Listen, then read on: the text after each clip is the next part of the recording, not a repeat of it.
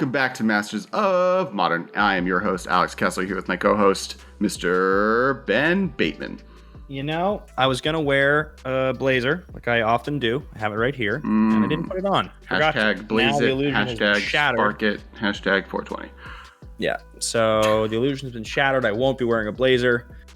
You're going to be getting me in this is my truest form, guys. The slicked back hair, just white tee. It's getting so bad, the hair thing. I can't. It looks even good. tell you. You're pulling it off. You don't be so hard. Yeah. Thank you. I appreciate it. I would say on the scale of it's starting to get real. Yeah, but no one can see that because we exist only from the front view in Zoom. Yes. So today we were talking about two things, and maybe one of them becomes the hot take. So check out for hot takes. They normally come out on Mondays on Patreon, and then on Tuesday for the YouTube channel, and then the episodes come out every Friday. And today we're talking about ramp and just what is the definition of ramp? Why is it so good? Why is it so good right now? How did it get to the place that it is? Is this the best moment in ramp history? What's the definition of ramp? What is a Mox? Who knows? And then we're also going to touch a little bit on Gladiator Magic, which is a new format on Arena. Ben Wheeler tuned me into it, and it is dope AF, and I've been jamming it a lot with Michael, and it's great, and you guys should all play it, and we'll talk about that as well. As people who are big proponents of Highlander-esque formats, but are hit with the fact that our favorite one is pretty unattainable for most people due to it involving significant investment and or deck building effort. This one's a really fun, easy one to get into, and it's something that I've been jamming a lot of. But back to ramp. This whole discussion started with me and Ben arguing over whether Mox Opal is a ramp card. And so we're going to get into that. And I think maybe really the conversation, though, started, and Ben can explain his position here, is like, why is green so good right now? And is it ramp? And is it just that they're so good at that, and how that has led to the position we're in? So I'm going to let Ben break down his thoughts on that.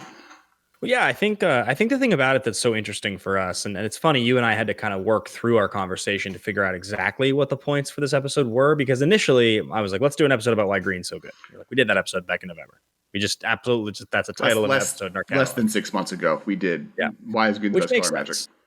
And I was saying that, we talked about, Oko, Primeval Titan, Once Upon a Time. These are some of the indicators that green in Modern was really good. And I think that that's very true. And those one of those cards is Primeval Titan. And Primeval Titan, obviously, he's sort of more than a ramp card, right? He's ramp just threat. Really... A what? A ramp threat. He's a ramp Titan. He's a ramp... Yeah. Well, there are two ramp Titans now. So they've doubled up. But that being said, we were on we do this thing called Tea Time at the Noble House, which is with our patrons at the Exalted and the Storm tier, where we jump in and we basically hang out and have a conversation for 15 minutes before we tape. And we just were in with Andrew Kelso. Big salute. Well, not salute, but... No, we pinkies up. We pinkies up. We take a drink. We drink towards the nobles. Pinkies up to Andrew Kelso. Ooh, nice LaCroix. Big fan of the passion fruit. Brandon S. Russell and Cam Albergini, who are the nobles of the House Modern. Thank you guys all so much for your support. But the point is, we were having a conversation with Andrew Kelso about this, and I was trying to figure out, what is it about that strategy that just seems to me when I watch it to be like, this is not something that I remember being as defining of a part of Magic, even just as recently as 5 years ago. What has happened and what is being pushed? And I think the conversation started, but it's not just about ramp. It's about the cards that we're ramping into. And I think Primeval Titan is way ahead of its time in that regard, in the sense that 6 is a lot, but it's not a crazy amount of mana. And the payoff you're getting is so much more than just a creature that costs 6. You're getting 2 more cards out of it immediately. Plus, obviously, if you untap, it's just insane. So you think about that, and you think about examples of really expensive, powerful things from the past. Let's talk about the Myosian or World Spine Worm or I don't know, even Blightsteel Colossus, just really powerful things that were great, that if they just got countered, they don't matter at all. And you also, if they're in your opening hand, you're not very happy usually. A lot of the best ramp things now don't feel that way, right? That kind of feels like they're scaling them differently. So I don't know if I agree on where you're starting from, right? I think that if you look at the best things to ramp to in Modern, and which we should to our Modern podcast, I think they're still the same thing, right? It's still Tron hasn't started not playing Karn or Wormcoil Engine or anything like that. The Primeval Titan is still the best green card to put into play as soon as possible using ramp effects, and maybe the other Titans with aren't that far behind. I think what to me has really changed is it's Wizards' attitude moving away from like the power level of searching for cards and putting into play, and how that effect has one purpose, right? Like it's always going to get me a land in the play, but at the late game that's bad. At the early game it's good. And moving towards more of what Uro does, right? Which is the draw card, put a land into play. Or just putting an extra land into play per turn effect. And this has been a thing that's been happening. So right now, like literally 3 of the Explore effect have been printed in the last 2 years. And Standard right now are seeing significant Modern play. There's Arboreal Glazer, there's Oro, and then there's Growth Spiral. And all 3 of those effects, because they're weaker, because putting an extra land into play on the turn you cast it is a weaker effect than just getting a land from your deck and putting it into play, they have other pushed features about them, and all of them, or 2 of the 3, draw you a card. One of them has a 0/3 reach wall that just incidentally gets the block, but it doesn't have defender, so it can randomly attack if you're able to pump it. And then the other 2 are like legitimately powerful, an instant speed cantrip and or one of the best threats in the format. And so like by removing the power level of searching guaranteed lands into play extra for the cards, and then increasing the usefulness at every period of the game, you've just increased Ramp's power level so much more for making it less powerful but more consistent. And the consistency of that ramp card in the decks that they're in has offered that kind of more than necessarily the threats you're ramping into. Now, the fact that Uro is a threat and the ramp spell is a whole other conversation, I guess. But I think that to me is Wizards playing with this land archetype as something they like leaning into more and more over the last 3 years has been really, really interesting. And that's the modern playable ones, right? We're not even touching on the elemental from M20, the blue-green one, whenever an elemental comes to play. Which largely just feels like an early version of Uro. Right. Even though it's not, right. Shivan Reef. Risen Reef. So I think for us to kind of properly address this conversation, I think it's important for us to go back with just a very brief history lesson of kind of ramp, because the initial set, the very first cards printed ever that we're going to ramp were, Lenor Elf, Bird of Paradise, Wild Growth, right? Those are like and Wild Growth is basically what you just said. It's like, so if Arboreal Glazer gets you to put a land from your hand into play, but also leaves you with a 0/3, Wild Growth is exactly the opposite. You're spending a mana to put an aura on a land that if they were to strip mine back in those days, or Stone Rain, or even in these days like Ghost Quarter or Field of Ruin, away your land, you lose that aura. So you're not getting a whole lot of juice out of that ramp. So those are like the earliest versions. And then kind of as time went on, we got, Rampant Growth was printed, other Rampant Growth style effects. Was Rampant Growth not in Alpha? No. Oh, really? Tempest card. Interesting. Cool. That's like the second phase, right? That's the second phase of like, okay, we want you guys to be able to search for cards. Harrow is from around that time. And I think those effects started to get pushed. I think the understanding now is that they would rather have to have the land in hand to reduce the consistency of the effect and give you your dinky little 0/3 to go with it. And I think you're missing a category, and this is the thing we disagree on, I guess, which is the mocks, right? And Black Lotus to a third extent, but I think I agree that fast mana is different than ramp. Like Dark Ritual and Black Lotus are a whole different type of card. But with the mocks in, and this is one of the reasons green was the worst color in Magic for so long, right? In original Magic, and for a long time, green was just the bad color for Timmies who didn't like actually competitive play and wasn't very good color. And part of that was because green's most powerful ability is ramp, right? It's gaining you, it's buying you turns for the cost of cards by putting your more mana and resources into play. And for much of Magic's earliest history, artifacts were just way better at it, which meant that every color could do that. So if you wanted to get 2 mana on turn 2, every color had access to those, and that even kind of continued throughout Magic, right? You get into the signets, you get into the mana vault, you get into what's the signets and talismans, you get into the talismans, and you get even to the like enter the play tapped artifacts that for 2 mana that basically are rampant growth, right? Every color had. So to that end, actually, you're touching on a really interesting point here, because while the early green effects let you ram, and Bird of Paradise is a great card, so is Lenor Elf, right? Those are good cards. People still play those cards, and cards like them. Whereas, Wild Growth is not really something. I guess Utopia Sprawl gets played in one deck, but point being, the artifact ramp that you're talking about, Moxes and Black Lotus, something different.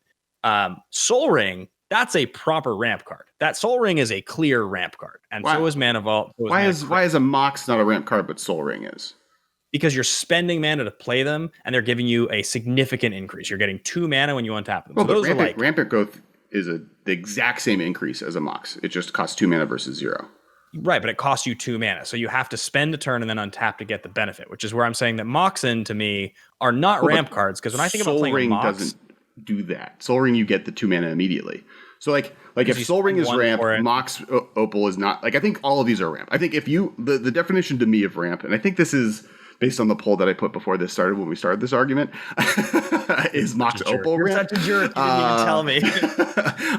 Is like ramp is if I put something into play, if I cast a spell and then the next turn I have 1 extra mana than I would have, or at that immediate moment I have 1 extra mana. It's permanent, right? It's not something like a Black Lotus where you're sacking it. And there's an argument that fast mana is kind of ramp. We can get into that at another time, but I think we both agree that that's not true. Because let me kind of finish my point here, and even if you disagree with it, let me at least finish my point. Okay. I think initially the intention was that all of those things, right? Whether you're talking about Soul Ring or Moxen or Black Lotus or an Elf, I think the initial intention was these are the sort of ways that you can push ahead and you can ramp. That's what this is. And as time went on, it was clear, okay, fast mana doesn't actually serve that purpose. People are not putting down this Mox to cast a 7-drop earlier. They're probably putting this down to do something really unfair in the first 2 turns of the game and get way ahead and be oppressive. That at least that's what it looks like when you look back at it. Even if you look at Vintage now, though, like a lot of times they're used just to play a 2-drop on turn 1 or a 3-drop on turn 2. They're still. I would even argue that just being a turn ahead on turn 1 or turn 2, like a 2-drop on turn 1 is fast mana. That's not ramp. But my point is, as time went on and they moved away from that, they printed Wild Growth or Rampant Growth, and then as they went on from there, that's when you mention all the diamonds, Sky Diamond, and you mention cards like Tooth of Ramos, those cards from Arcadian Masks, and you mention Signets and Talismans. Like the idea that if you spent 2 mana for an artifact, you could then turn that into 1 additional mana was much more of the fair cost, right? And it's much more uncurved with Rampant Growth or some other effect like that. And so that to me is like what ramp is now. Even if initially they wanted Moxen to be ramp, that's not what they represent anymore to me. And I don't look at any Mox that way.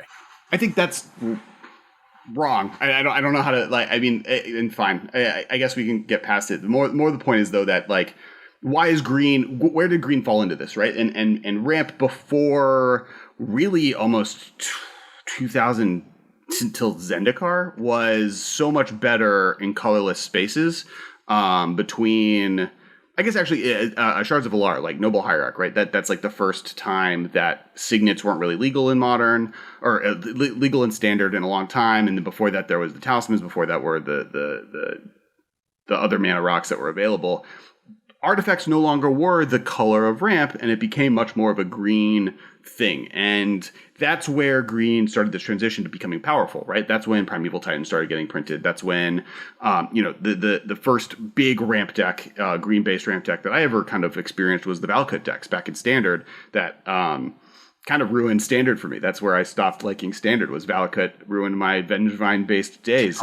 Art Expedition and the likes. Yeah, and Explore and Rampant Growths and just getting a Primeval Titan in as soon as possible. And that type of green-based ramp strategy then has kind of been a part of Magic in some form or another for a long time, often in the back of that. But even earlier this year, there were the Field of the Dead decks and before that. But I think it's been interesting seeing ramp move from colorless sources, be it Moxen, be it Urza lands, be it what have you, to Soul Ring, to green-based sources that are either creature-based ones that are very weak but can be played on turn 1, right? Or Elves, Noble Hierarch, even Goose.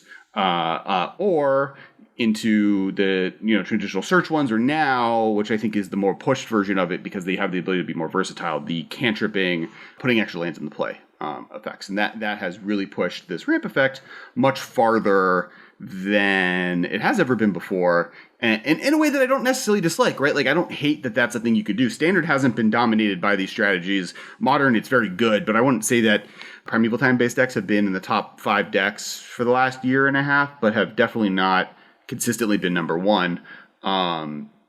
Yeah, I mean, I think Primeval Titan represents a style of card that has really become prominent. And actually, to back up for a second, because I think what you just said is going to go kind of clarify my point a little bit, which is I do think that, like, from a technical perspective, if you want to call a Moxen the same as a Rampant Growth, I mean, they are increasing the amount of mana you can generate in a turn aggressively, so that they're all ramp in that sense, right? I agree with you, and I hear what you're saying there. I think what I mean is that they don't print those cards now. We don't get Moxen. If they give us a Mox, they give us like, Mox Tantalite or something, or maybe they give us like an artifact Mox, and that was like 10 years ago, right? But like Mox nowadays, Mox Amber was Dominaria, right? That was a year and a half. Again, you have to jump through crazy hoops to get a Mox Amber, like, sure, like to make it work. It's not intended to be like, we're going to print this so that decks can just get ahead in the first couple turns of the game. They want that to be in green, or they want them to be 2 mana artifact spells that can tap for 1. Like, that's kind of the intention now. I agree that those effects are a mistake, right? I'm not arguing that Moxes are fine. I'm saying, in fact, one of the reasons that green was bad in early Magic is because their strength was removed by having just cards that were better than green by being colorless and being free in Moxen or Sol Ring. And even if you look at limited formats, formats where you don't need mana fixing or you don't need mana ramp, like mana ramp isn't good, green gets worse. The last format I remember where green was the worst color in limited was Battle for Zendikar, and that's because there were scions running everywhere and colorless mana mattered. So when green was no longer playable, like when green's ability to color fix and ramp no longer mattered, and it just became like every color had access to these ramp abilities in the scion effect, then green became worse. And so there's almost a proportionality to green's power level and the power level of ramp in other colors, and the power level of mana fixing in other colors to a lesser extent. And I think so now brings the next point of the conversation for me, which is, how the heck did green get so good, and why did ramp become so good? And I actually see there are 2 answers to the question. The first one is that all that time when they were trying to get green to be better and they were trying to push green into ramp, basically, let's just say it's like pretty much 2000 to 2010 is when they're figuring that out. So it's just a little bit after Tempest, all of those mask sets, Mirrodin, whatever. During that time, they were playing around with how to make green creatures better. And you can really see the change start to happen. It's probably like Thragtusk era. That's like about the creature that I can think of that I remember looking at and just being like, okay, so like for 5 mana, this does like an A, a B, and a C. Like, it has so much more play to it in terms of what I'm getting in value. And there's earlier examples, right? Like Kitchen Finks is really good. And you can even go back to like the Urza sets and see cards like Yavimaya Elder. I think I don't hate the idea that Primeval Titan is the switch here, right? I don't, which is this 2 years before Thragtusk was printed. Yeah, it's around the same time, but yeah, for sure. I mean, I think you could say that either one. I guess my point to just wrap up on Thragtusk is that Primeval Titan's a marquee card. That's like an all-time legendary card, and it was obvious when they printed those Titans, they wanted those all to be iconic, like insanely good for the time. But Thragtusk was just supposed to be a value card. That's why it's a rare and Primeval Titan's a mythic, right? Like, it's supposed to be a valuable creature, a good creature. It's a 5 mana creature, and back in the day, 5 mana for a green creature would have gotten you value if it resolved and you untapped with it, but it wouldn't have done the same thing. Like, Thragtusk is just incidentally a difficult card to play with because you get so many things out of it. And that's what you're getting in green if you ramp now, right? That's the beginning of what you're getting. That's just the start of it. Then you flash forward to what we have now, and it's like a whole different conversation. Well, and I think, green's been powerful for a while now. I think the it's new. I think the big new is that blue and green are getting along so well. And we can get into that in a second. But look at Shadow vs. Innistrad had the Landfall Clue green card that I'm forgetting the name of. Tyler's Tracker, which is extremely powerful. Before that, you had the morph creature that would rebuy cards, and then the Velociraptor that would come back when you would unmorph things. Then before that, you had Frights with Thragtusk doing extremely powerful things. Before that, you had Primeval Titan. Before that, you had Vegevine and Noble Hierarchs printing into Garrux and everything going on then. So, like, green has had a decade of it being no longer the worst color in Magic, and white has, I think we have it the week before we did the green episode, we had the white episode, and that's almost a meme now. Vincent Kenobi leans into that pretty heavily. But But with green cards in general in modern times, why it's been that more next level. And I think what's really interesting is I really like that we did a top 10 Simic card episode like right before this started happening, right? Like our episode is a top 10 bad cards because I think we Boggle won. Slippery Bogle won the top 10 list, and the next card was our preview card, which was the Simic Merfolk Lord. So arguably, right? Like, that was 1 and 2, right? That was clearly, and I don't even know if. I mean, I guess probably those cards both make the end of the top 10 now, maybe, but like they've legitimately printed almost 10 blue-green cards. Oh that are better. I think we counted them. Yeah, they Bogle might make it. I don't think the Merfolk does. It was our preview card, so at the time, who knew how good it was going to be, and it ended up that Merfolk going in the green wasn't really the best thing it could be doing. But I think that since then, they've increased the relationship of blue and green very thoroughly, right? There's a lot of very powerful blue-green cards, and the best color in Magic historically is blue. And now green is as powerful as it is, and when you put them together, you get this ability to just ramp and draw cards in a way that's extremely powerful. And so that relationship is, I think, what's different, is no longer are black-green or red-blue the most powerful color combo in Magic, but it's blue-green. And I think that's really what we've gone to, is that blue-green has become maybe too powerful, while those other color combos like haven't gotten as much gas. Well, I think, blue-green, what blue-green has, and this is kind of what we started the conversation with, is the scalability thing, right? Is like, so Hydroid Krasis can be a really good card for us to point to, because I think that's a pretty good indicator of kind of what they wanted blue-green to be. You have to spend a lot of mana if you really want the thing to be a haymaker, but even if you don't spend a lot of mana, the scalability of those two things together is still going to get you something you're pretty happy with. But it's not like when you do play a Hydroid Krasis and you get it as a because it's like you get a 2/2 flyer for 4 and draw 1 card, right? And then you gain 1 life. That's how it would work. I believe so. And I think that's like that's the base level that you'd play it in standard at the time. And I think when that happened, it's like, okay, that's not that good. It's like a little bit of life, 1 card, a 2/2 flyer, and it costs 4 mana. But the thing is, I believe, and correct me if I'm wrong here, Hydroid Krasis is when you cast it. That's what happens. When you cast a spell, you gain half X life and draw half X cards, rounded down each time. Flying Trample, Hydroid Krasis enters battlefield with X +1/+1 counters on it. So it's blue-green 2, 4 mana. You get a 2/2, you draw 1 card, you gain 1 life. Right, but it's when you cast it. It's not when it resolves. Yep. So that's like one of the first templating things where you can look at and be like, all right, so like obviously the whole point of this is that they need this to not be counter and suck, and also they need it to be good early and good late. And that card at the time when it was printed, I think might have made our top 10 because I think it had just been printed. And even now, I mean, it's nowhere near as good as some of the other blue-green cards that have been printed. I don't think it had been printed. I think because Growth Spiral it's a year before. It's a year after. So when we did the Simic episode, it was when we previewed Mistbinder. Mistbinder was the preview card for Rivals of Ixalan. And then the next year, Hydroid Krasis was printed. And well, that was what was interesting, right? This card was printed, and at the time, you're like, this is insane. This card is better than every card on the list that we listed for best Simic cards. Like, I wish this card was printed a year ago. And almost immediately, like, this wouldn't make it in my top 10 Simic card list. I wouldn't. Uro, Oko, Growth Spiral, and the Viper from the flying one. Neoform. Neoform. Like there's so many powerful cards, and Hydroid Krasis just hasn't seen play, right? Especially like Uro has basically made it an unplayable card. Uro does everything that this card wants to do, but better. And I know, and it seemed like at the time Krasis was going to be everything, but I guess my point in bringing it up is that the whole idea of that card was supposed to be, this is kind of what you're getting, right? This is what you're getting if you go into these colors. And I think also the idea being that if you've committed to these ramp strategies, now that, if you do want to just play lots of lands and play lots of sort of grindy value cards that just get you there, then you'll go 1 for 1. You'll go 1 for 1. Your opponent will have good things. And then you'll be the last one to draw Hydroid Krasis, and you'll draw it, and you'll gain like 7 life and draw 7 cards. And you'll just like look at your opponent and be like, yeah, you lose now. Except the game is over. And this is the other thing, and this Uro does this, and Hydroid Krasis did this as well, right? There's like that life gain thing that comes out of green as well. And maybe that's the thing to remove from their design space is, I know if I play Uro, I don't lose tempo. I don't put myself in a threat zone because I've gained 2 life. I have an extra card in play. So my next turn, I'm now ahead both by card, by life, and by mana available. Not to mention, I can also just then cast the Uro from my graveyard on turn 4 using the cards that I've ramped into.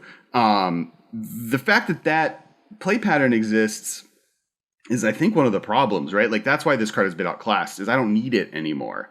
My card draw spells and my ramp spells and my threats are now all the same effect.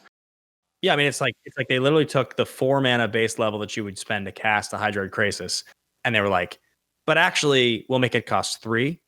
Right. You'll gain a life and draw a card, and then the next turn for 4, you'll get something even sweeter. Well, and for 3 mana, I get all the things I really wanted from the Hydroid Krasis other than the threat. But at 4 mana, the threat Hydroid Krasis which was a flying 2/2, is bad. Yep. So instead, I draw 2 cards because I draw the card I draw off of Uro, and I have an Uro in my graveyard. And then on my next turn, and this doesn't get into any of the shenanigans you can do with Uro. On my next turn, I can cast that Uro. I can cast something else. I can play another Uro to get more lands and more life. It's fascinating how Uro has so outclassed Hydroid Krasis. And to kind of my point, and it'd be interesting. I'd love to hear what people watching this think, and if you could comment below. Also subscribe, also hit the bell, also do all the things that every YouTube channel tells you to do. If you're listening on iTunes, just review us. It'd be cool to get some positive reviews.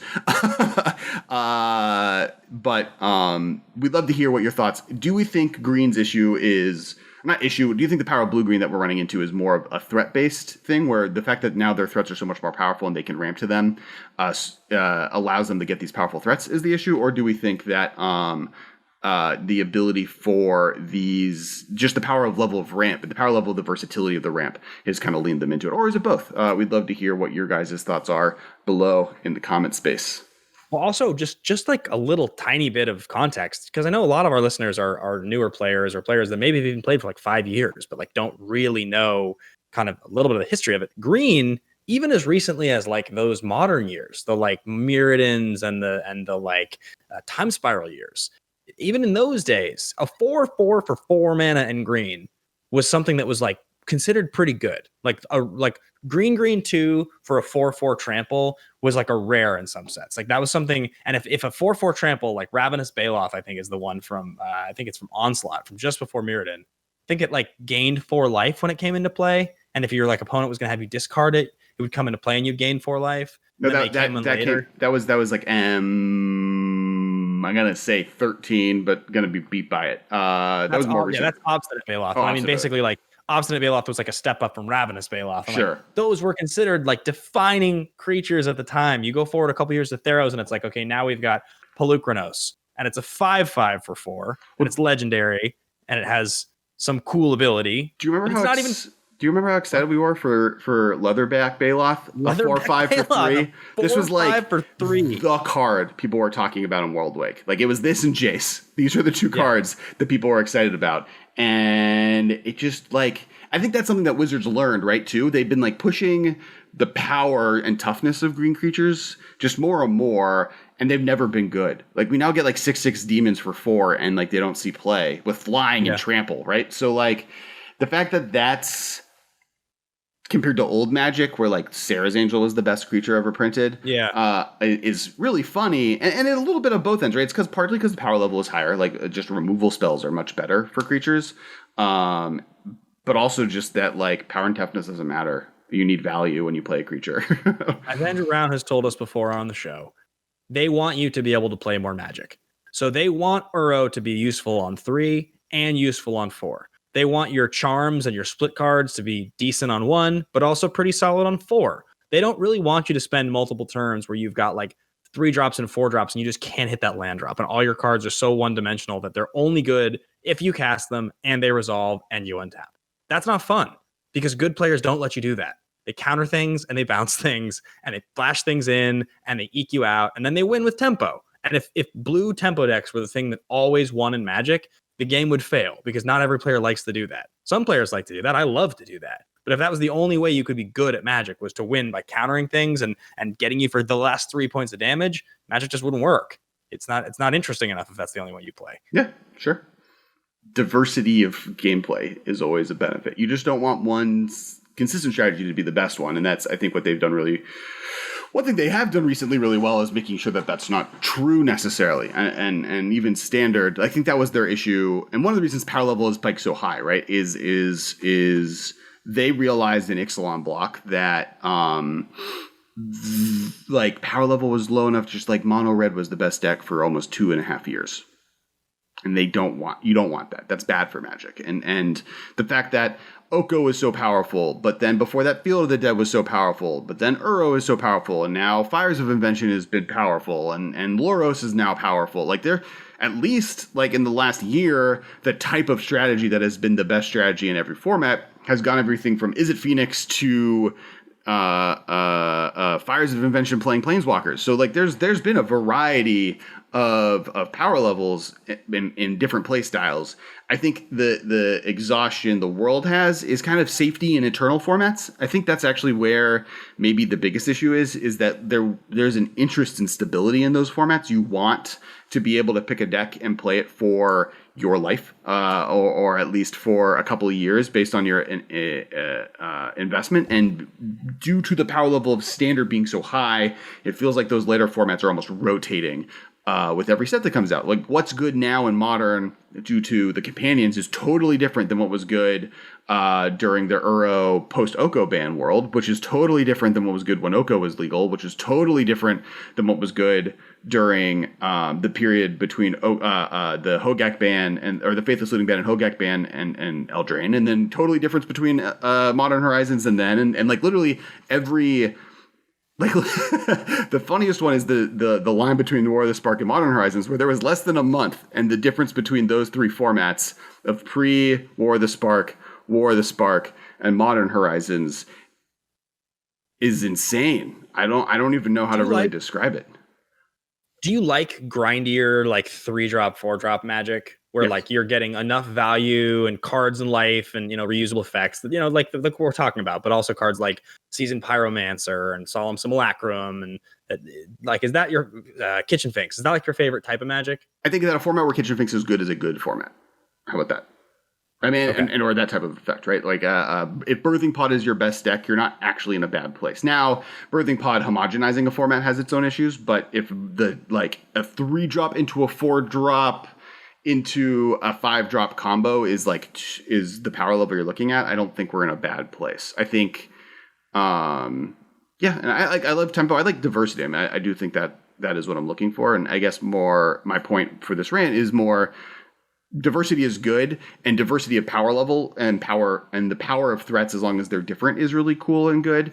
And just the like holding on to Magic over the last year has been almost exhausting as far as an internal format player, right? Where every single season, I mean, we play Highlander, and this will be a segue into the Highlander conversation I want to have for the second half of this episode. But Highlander Roulette, this is a format where like vintage cards are legal, right? Like I have to deal with Tinker into Blightsteel in every deck I'm playing, and I've like had to totally reinvent the wheel 5 times this year. Every single set that comes out is like, oh, there's like 6 cards to 30 cards that I'm printing out and trying to play test with. And yeah, like the weird window where everyone thought Neoform and Karn needed to be banned, right? Between War of the Spark and Hogak being and Modern Horizons, and that like weird period where everyone's like, Modern Horizons is going to be bad, none of these cards are good, and the world we ended up afterwards is like so hilarious looking at my Facebook memory. It's weird that Neoform was like this quick boogeyman. Like seemed like there was no question Allosaurus Rider was going to get the Banhammer, and it's like Allosaurus Rider getting the Banhammer? Are you kidding?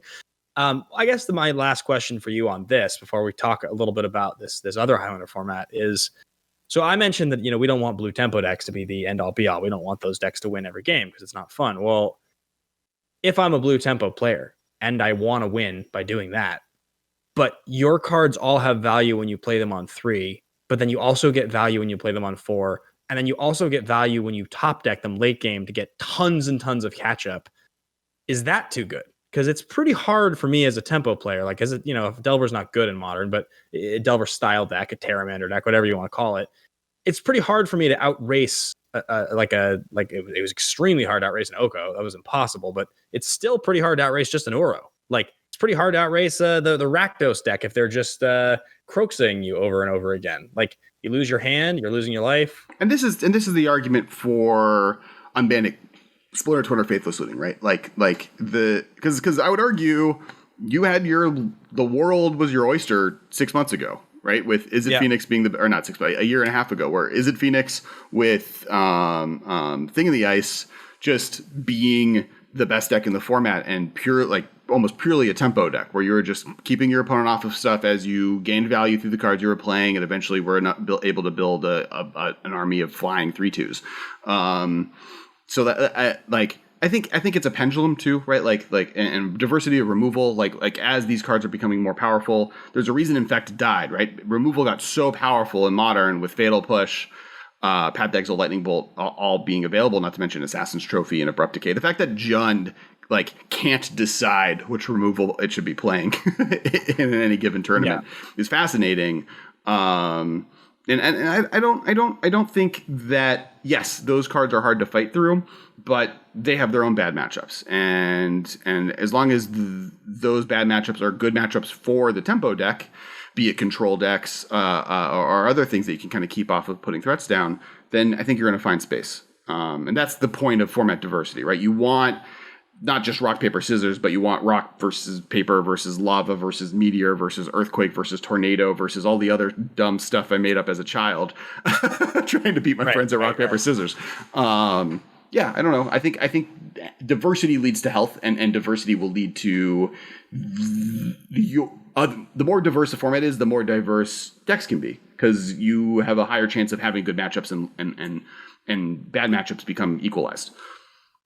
Or your deck is bad, right? That does happen. There's going to be strategies that just aren't good. I'm never going to live in a world where value-based mid-range dredge, even though it's maybe my favorite singleton format or dumb format mechanic or play style, never going to be modern playable, right? I'm never going to get out, put a Hedron Crab into play and mill some Vengevines and some other cards that can stay for 4 mana to draw cards and then win. It's always going to be I should just be playing Dredge. Right. Which is now a combo deck and does something very more streamlined and different. So if there's a pendulum, I don't know. That's. But I mean, where you can play strategies like that are in these Highlander formats, these more eternal ones. And so I know we wanted to talk about this other format, and you were talking to me about this. You were introducing me to this format, so talk to me a little bit about it. Yeah. So before we get into this, I do want to do a little bit of our shout outs. First, make sure, once again, thank you to all our patrons. Make sure to check it out. There's a bunch of new stuff there. We do release a whole, the full video, the whole episode. It's either video or audio. I always forget. With no edits. So you get all of the weird swear words or things that we say are wrong or things Marshall deems boring or exciting and wants to say for you guys, and all of the weird beginning of the episode things that we go through getting ready. You also, some of the higher tiers, you get private access to us. We do this cool chat every week, and some other cool stuff. Definitely check that out. X to the Discord. We also make sure to follow us on all the social media. I'm at Kess Wiley everywhere. You guys can find me at Ben Bateman Media and check out Nerds and Suits, which is my brand new channel. I just launched youtube.com/Nerds and Suits. I've got long form interviews and this music movie series I'm doing. It's kind of cool. Yeah, it's really awesome. The music stuff is really cool. People should remember that you are musically gifted. And then also make sure I do Twitch streams once a week at twitch.tv/Kess Wiley. The links are all here, but you can also see our names. It's the same everywhere. Finally, as I explained in an episode before. And yeah, so Ben Wheeler, also a streamer, Magic personality from LLR, Canada, the Great North, tuned us into this format, and it's really, really, really fun. And there's a whole Discord for it. We'll put a link below. And basically, it's what I've wanted on Arena for a while. So, Brawl exists on Arena, which is the Commander Arena format where you have a Commander, but 60 card decks, only standard legal cards. And Historic exists on Arena, but Historic is a weird format. It doesn't really have support, and it's what decks are consistent are odd, and the way they print cards into it is very different. So they've come up with a format that is basically, it's Canadian Highlander, without the rules, because there's not that many cards that need to be banned or unbanned. But it's Canadian. It's a Highlander deck, 100 cards, all singleton, no sideboard. So no removed from games or no out of the game zone. So companions aren't legal, commanders aren't legal. and no wish boards or anything like that. You play and no sideboard. Companions are legal just as themselves, though. Yeah. You can't play them as companions. You can only have them included in your deck. And 100 card decks, best out of 3 games, which is fascinating. I haven't played too much best out of 3 Singleton, which has its own kind of cool dynamic to it.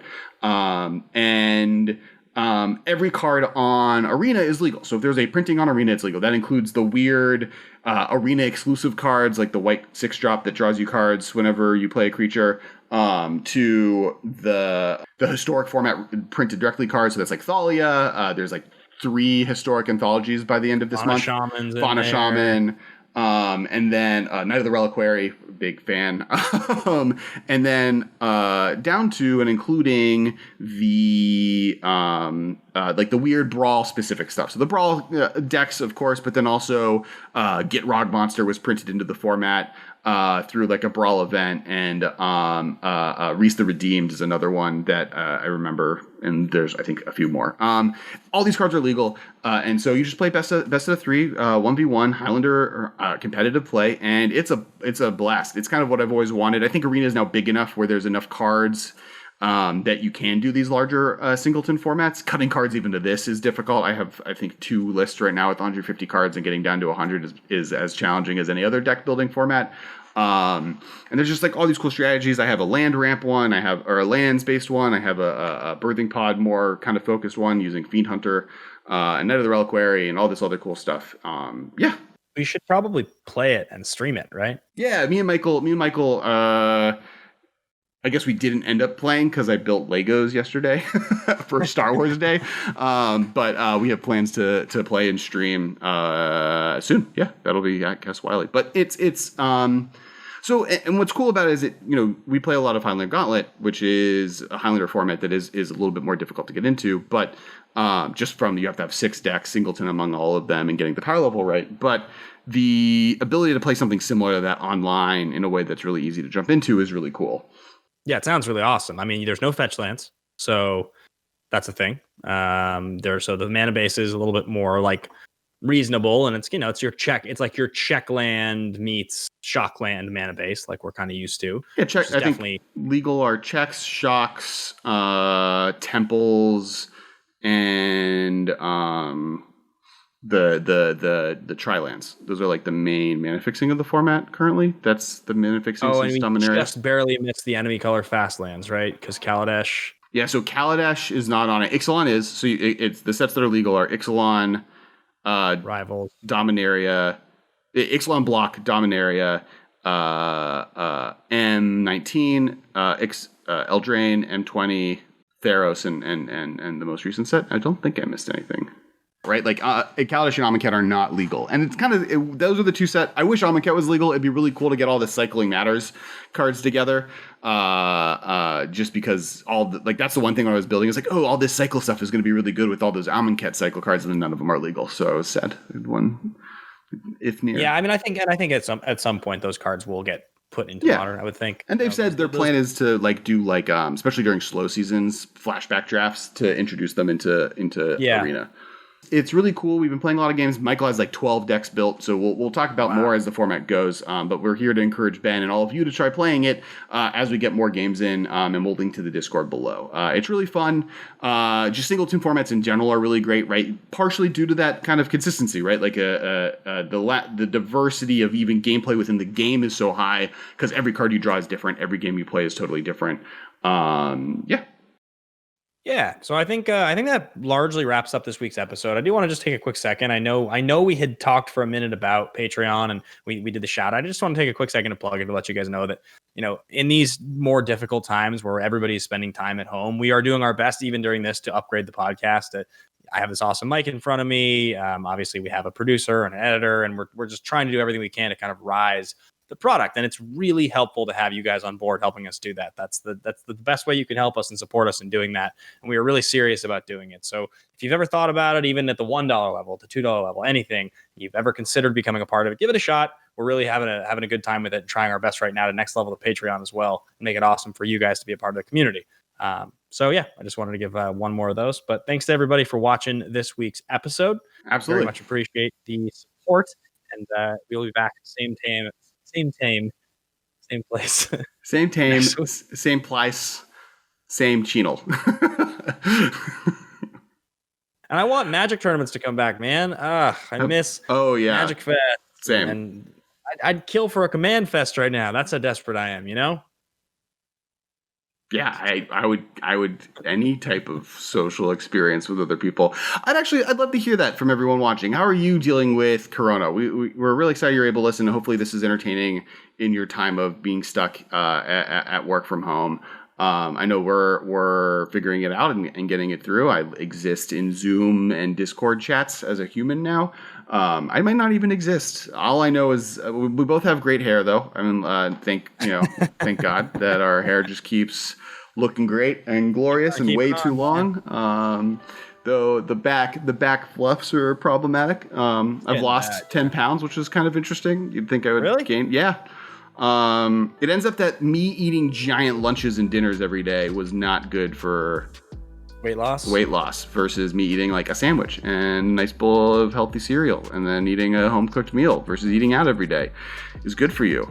Apparently, yeah. Who would have known? Definitely has its drawbacks in the old waistline. Right. And then make sure to follow, subscribe, like all the things below. Make sure to comment. Make sure to share this with your friends. If you have a friend who plays Magic and doesn't listen to us, be like, yo, go share it. You should listen to this podcast. Yeah, we'd love to hear your thoughts on all the things we discussed. Is our Mox's ramp, our threats better than ramp better than threats, or etc. Thank you so much for listening, and we will talk to you guys next week. Bye. Bye, guys. This has been a production of Time Traveler Media, sending podcasts into the future.